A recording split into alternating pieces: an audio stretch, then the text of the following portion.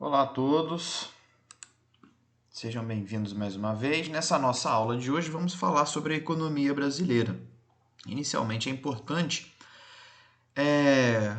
conceituarmos economia. E economia nada mais é do que o estudo das atividades econômicas. Aquelas atividades que visam oferecer algo útil à sociedade, sejam bens, produtos, mercadorias ou serviços. Então, a economia vai estudar a produção, circulação, distribuição das riquezas, que são esses bens e serviços produzidos. Nós temos 6 atividades econômicas: agricultura, pecuária, extrativismo, indústria, comércio e prestação de serviços. Mas em economia, o conceito mais importante é o conceito de PIB, que é o Produto Interno Bruto, que nada mais é também do que a soma de todas as riquezas, ou seja, bens e serviços, produzidas em um ano, em todas as atividades econômicas, produzidas de forma legal, registradas. Para termos uma ideia de como é feita a contagem do PIB, vamos pegar aqui um exemplo simples, que é a conta do pãozinho, do pão que nós compramos, do pão francês, por exemplo. Então, vamos entender a cadeia econômica para ver como é feita a contagem do PIB. O fazendeiro produz o trigo e vende a 10 centavos para o moinho. O moinho fabrica farinha e vende a 30 para a padaria. A padaria faz o pão e vende a 50 centavos para o consumidor, que é o bem final aí, o pãozinho. E aí, qual seria o valor a entrar na conta do PIB? Seriam os 50 centavos ou seriam 90? Os 10 daqui com os 30 do moinho com os 50 da padaria. Acertou quem disse que é 50 centavos o valor que vai entrar na contagem do PIB. Porque dentro desse valor aqui dos 50 centavos já estão embutidos os 40 centavos das atividades anteriores. Então, o que entra para a contagem do PIB é o bem final. Aí nós temos o PIB do Brasil em 2019, o Produto Interno Bruto brasileiro, 1,84 trilhão de dólares. Lembrando que o PIB é um valor muito grande porque é a soma de todas as riquezas produzidas durante todo o ano. Então é um valor realmente astronômico. Aí a evolução do PIB nos últimos anos, 2012 a 2019. Lembrando que o PIB está sempre sendo monitorado por ter uma importância muito grande sobre a vida das pessoas. Porque se o PIB está crescendo, está aumentando, significa que mais riquezas estão sendo produzidas, haverá mais emprego, renda e riquezas para o Estado poder fazer o que precisa. Agora, se por outro lado o PIB diminui, significa que menos riquezas estão sendo produzidas por fatores variados, significa que o consumidor está consumindo menos, e isso vai gerar desemprego, vai gerar menos renda, menos arrecadação para o governo e uma série de problemas diretos e indiretos para toda a sociedade. Aqui nós temos a divisão das atividades econômicas em setores. Então, agricultura, pecuária e extrativismo formam o que chamamos de setor primário. Setor primário porque é aquele que produz a matéria-prima, que vai vir para o setor secundário, que é o setor da transformação da matéria-prima principalmente. Inclui a indústria, construção civil e produção de energia. E o setor terciário é aquele que atende diretamente ao consumidor, é o comércio e a prestação de serviços, como transporte, saúde, educação, turismo, atividades aqui da prestação de serviços. População economicamente ativa, ou PEA, é a população que está inserida no mercado de trabalho ou procurando se inserir nele para exercer algum tipo de atividade econômica. PEA é a população que trabalha, é a população que produz o PIB, que trabalha ou que está apta ao trabalho, que tem condições físicas para trabalhar. Aqui, vamos analisar o gráfico setorial aqui para ver onde está inserida a população economicamente ativa em cada setor da economia. Lembrando que setor primário, agricultura, pecuária e extrativismo, secundário, basicamente a indústria e a construção civil, terciário, comércio e prestação de serviços. Então, gente, a maior parte das pessoas trabalham no setor terciário, que é o comércio e os serviços. Geralmente, quando os países passam por um processo de industrialização, o campo se mecaniza, então não precisa de tanta gente no setor primário. A indústria também vai se aperfeiçoando, não precisa de tanta gente no secundário, essa população se concentra no terciário, que é o comércio e serviços. Em segundo, o setor secundário, é o que tem aí a segunda maior quantidade de pessoas trabalhando, e o setor que tem a menor quantidade de pessoas é o setor primário. Lembrando que isso no Brasil.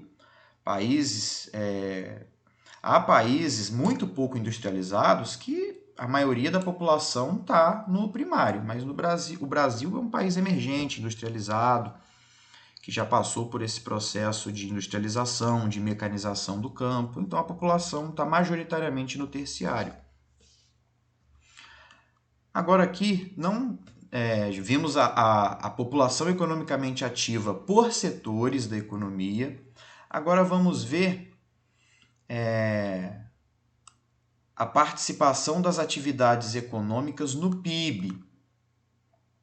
Quais que contribuem mais, que geram maior quantidade de riquezas. Então, a agropecuária, ela representa apenas 5,6% do PIB, é um valor pequeno, até mesmo porque os produtos da agropecuária têm baixo valor agregado, como laranja, café, carne, por exemplo.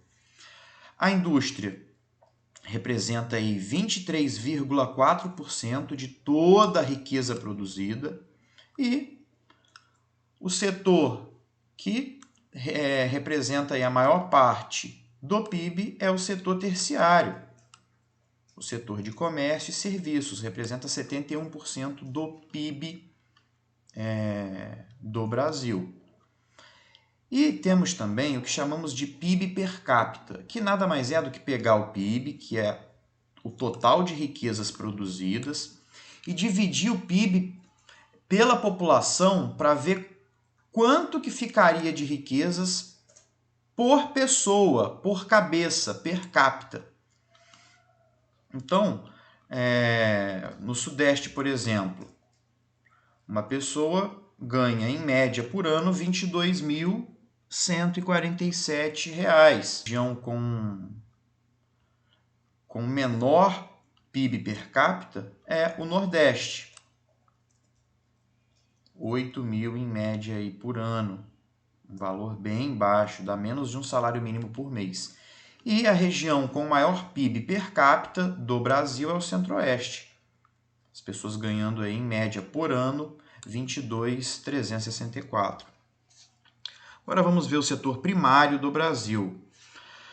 Os principais gêneros agrícolas do Brasil: café, cana, laranja, soja, cacau e milho. São os principais aí produtos agrícolas, são as principais culturas produzidas no país, basicamente para exportação, o que gera bastante divisas, dinheiro para o país. Em termos de pecuária, as principais criações do Brasil: aves, bovinos, suínos, basicamente esses três aqui. suínos, bovinos e aves. O Brasil também é um grande exportador, produtor de carne, tanto bovina, quanto suína, quanto de aves. Principais minérios extraídos no Brasil: ferro, bauxita, manganês e nióbio. Representam a mineração, principalmente a atividade extrativa mineral industrial, que é a retirada desses minérios com alta tecnologia, com máquinas, representa também uma quantidade de riquezas muito grande para o país. O Brasil ele é um grande exportador de minérios. O nióbio aí tem uma grande importância na indústria, em várias atividades, várias aplicações. Outro produto também de extrema importância, no qual o Brasil já é autossuficiente, é o petróleo. O petróleo ele tem uma infinidade de utilidades. Então, no dia a dia, os subprodutos do que tem como matéria-prima o petróleo: a gasolina, o diesel, o gás de cozinha, o querosene, óleos combustíveis, tinta, adesivo, borracha, por exemplo, também tem como matéria-prima o petróleo. Até mesmo chocolate, vela, batom, que é cosmético, até mesmo chiclete.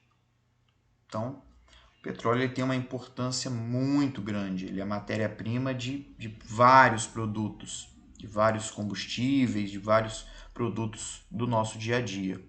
Plástico.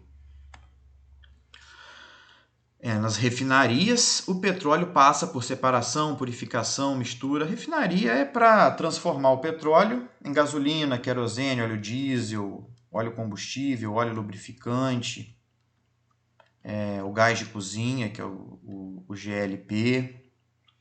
Então, as refinarias têm uma importância muito grande. Ela vai transformar o petróleo nesses diversos subprodutos aí. As principais áreas de exploração de petróleo, em vermelho no mapa aí. O estado do Rio ele é o maior produtor de petróleo do Brasil. As refinarias no Brasil, que fazem esse trabalho de transformar o petróleo em gasolina, em óleo, em gás de cozinha, que é o GLP. Temos 17 refinarias no Brasil. E o gráfico aí trazendo que o Brasil é autossuficiente em petróleo. Significa que a produção supera o consumo. E a pergunta sempre recorrente é: já que o Brasil é autossuficiente, por que nós importamos petróleo? Porque o petróleo que o Brasil importa é para misturar com o petróleo que existe aqui para poder fazer um refino mais adequado. Porque o petróleo do Brasil ele não é tão leve. É um petróleo de características diferenciadas e que para poder fazer um refino mais adequado precisa importar esse petróleo de outros países, como Nigéria, países do Oriente Médio. Aqui ele é misturado para melhor ser para a refinaria fazer um trabalho mais eficiente de transformar esse petróleo em gasolina, querosene, enfim. Uma atividade que gera uma quantidade bastante ínfima, bastante pequena para o PIB é a atividade extrativa vegetal, extrativismo vegetal. Da mesma forma também o extrativismo animal, como a pesca, por exemplo. Então, tanto o extrativismo animal quanto o extrativismo vegetal têm uma importância muito pequena em termos de população economicamente ativa, de PIB. São geralmente mais voltados aí para a subsistência. Então, a exploração madeireira é a principal atividade extrativa vegetal praticada no Brasil. A madeira de árvores nobres como cedro, mogno, a cerejeira é retirada sobretudo da região amazônica, provocando desmatamento. Já a coleta de outros produtos vegetais nativos, como látex da seringueira, babaçu, carnaúba, castanha, açaí, piaçava, é exemplo de atividade extrativa que causa pouco impacto. Agora vamos falar do setor secundário brasileiro, vamos falar da indústria, principalmente. Então, muito brevemente, vamos fazer aí um apanhado da história da indústria no Brasil, de 1500 a 1808, muitas restrições. A indústria era praticamente proibida, só podiam fazer aqui panos grosseiros, porque a metrópole, que era Portugal, ela restringia muito a indústria se desenvolver aqui, porque queria que apenas a colônia se dedicasse à produção açucareira. De 1808 a 1844, Dom João VI chega ao Brasil, a abertura dos portos, e isso prejudica ainda mais a indústria brasileira, porque com a redução das tarifas alfandegárias, era muito difícil a indústria brasileira daquela época concorrer com os produtos industrializados de fora, principalmente da Inglaterra. Então, 1808 a 1844, a abertura dos portos e baixas tarifas alfandegárias foram um golpe à indústria brasileira. Em 1844, houve a tarifa Alves Branco, que era aumentar a tarifa alfandegária, ou seja, cobrar mais impostos dos produtos que vinham do exterior para o Brasil. Então, como esses produtos ficavam mais caros, isso facilitou o desenvolvimento da indústria no Brasil, causando aí o que chamamos de surtos industriais, que é o aumento de indústrias de pequeno porte, indústrias simples, com pouca tecnologia, como indústria alimentícia, indústria têxtil, por exemplo. Então, de 1844 a 1930, tivemos aí esses surtos industriais, principalmente durante a Primeira Guerra Mundial.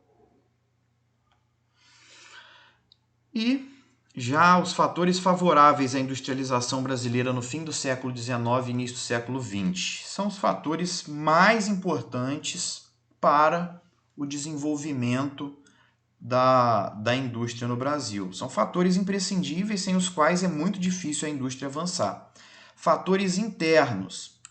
A cafeicultura foi muito importante porque trouxe acumulação monetária, infraestrutura, ou seja, energia, ferrovias, portos, aqui serviços, ficou faltando ver ali, como serviços bancários, etc. E também, já em meados de 1850 por aí, já começou a chegar em grande quantidade os imigrantes para trabalhar nas lavouras de café, porque a escravidão já estava com seus dias contados, então começou a chegar ao Brasil uma quantidade muito grande de imigrantes, principalmente italianos. E esses imigrantes vão ser importantíssimos como mão de obra para trabalhar na indústria e também mercado consumidor.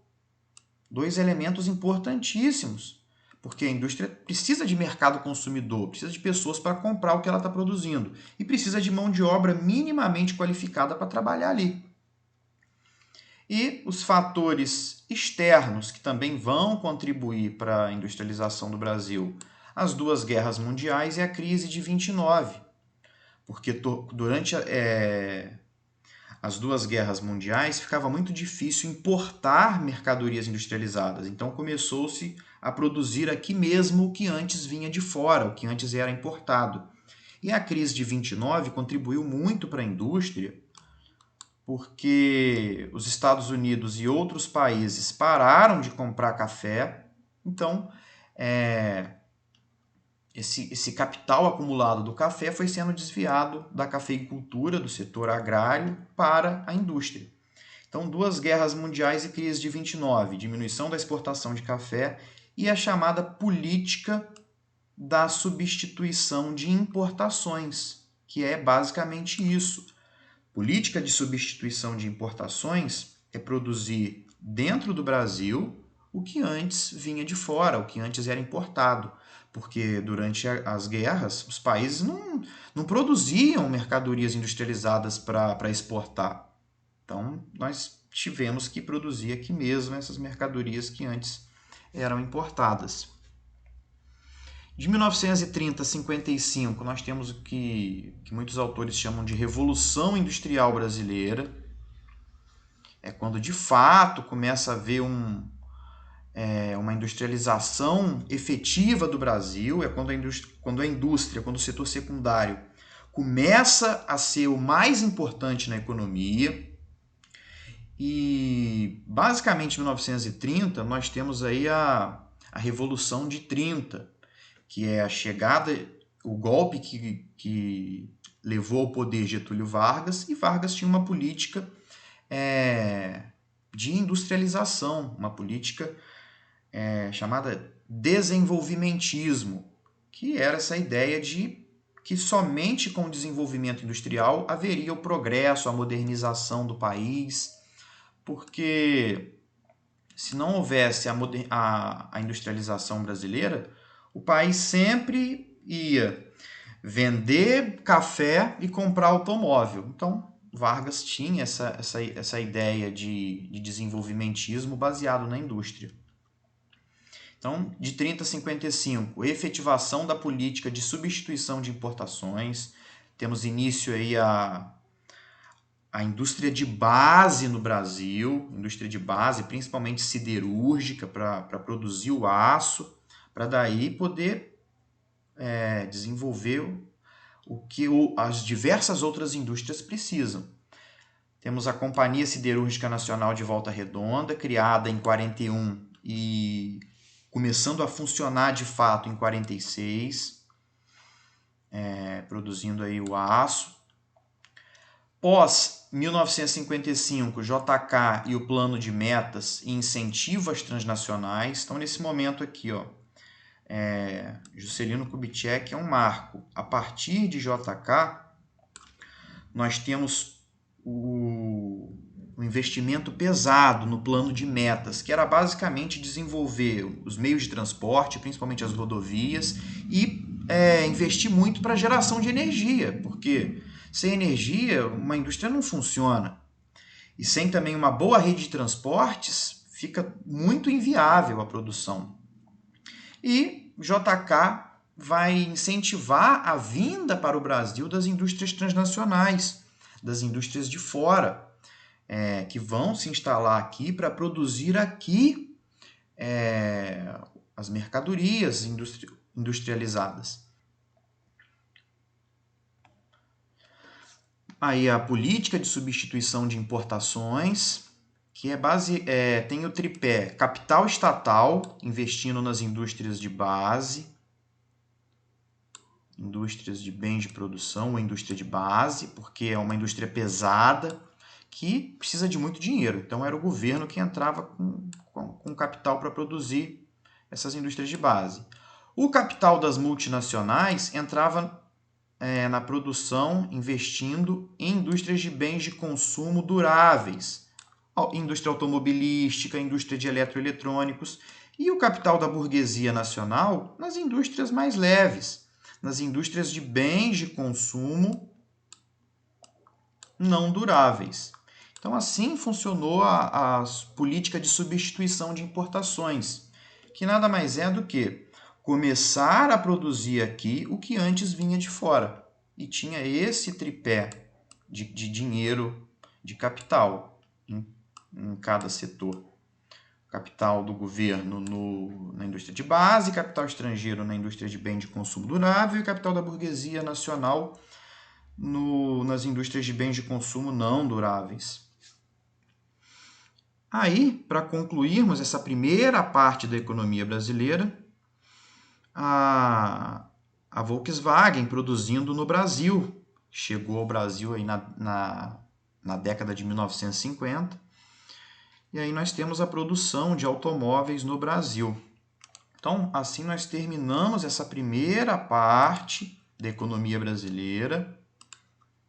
E no vídeo seguinte vamos ver o restante do setor secundário e o setor terciário do Brasil, o bloco econômico do qual fazemos parte, que é o Mercosul. Então, assim terminamos esta parte.